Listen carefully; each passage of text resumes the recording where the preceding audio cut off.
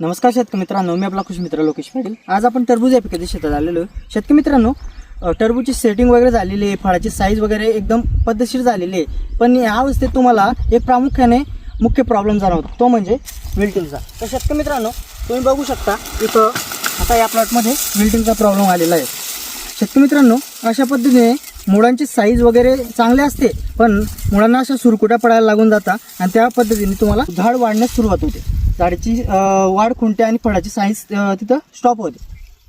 तर शेतकरी मित्रांनो, अशा पद्धतीने तुम्हाला विल्टिंगचा प्रॉब्लेम तिथे जाणवतो। तर हा प्रॉब्लेम तुम्हाला प्रामुख्याने जास्त प्रमाणात पाणी दिल्यामुळे, हाय टेम्परेचर किंवा तिथं बदलत्या वातावरणामुळे तुम्हाला जाणवतो, किंवा अति प्रमाणात ज्या बुरशी असतात त्याच्यामुळे तुम्हाला हा विल्टिंगचा प्रॉब्लेम तिथे जाणवतो। शेतकरी मित्रांनो, प्रिकॉशन म्हणून तुम्ही काय उपाययोजना करू शकता, तर प्रिकॉशन म्हणून तुम्ही या प्रॉब्लेमसाठी ट्रायकोसुडो हिची ड्रिंचिंग करू शकता किंवा ड्रिपद्वारे तुम्ही देऊ शकतात। आणि तुमच्या प्लॉटमध्ये हा प्रॉब्लेम दिसून येतोय तर शेतकरी मित्रांनो, तुम्ही बाजारात मिळणारे जे चांगल्या पद्धतीचे बुरशीनाशक आहेत ते घेऊ शकता। त्यात तुम्ही आयलाइट किंवा एमिस्टा टॉप सारखे हे बुरशीनाशक वापरू शकता। तर शेतकरी मित्रांनो, तुमच्या प्लॉटमध्ये अशा पद्धतीने प्रॉब्लेम आलेला आहे तर शेतकरी मित्रांनो, तुम्ही अशा पद्धतीने उपाययोजना करा किंवा प्रिकॉशन म्हणून ही उपाययोजना करा आणि टरबूज आणि खरबूज पिकात विल्टिंगचा प्रॉब्लेम थांबवा। तर शेतकरी मित्रांनो, तुम्हाला हा व्हिडिओ कसा वाटला, व्हिडिओतील माहिती कशी वाटली, तसंच टरबूज आणि खरबूज पिकाची शेतकऱ्यांना ही माहिती पोहोचवा।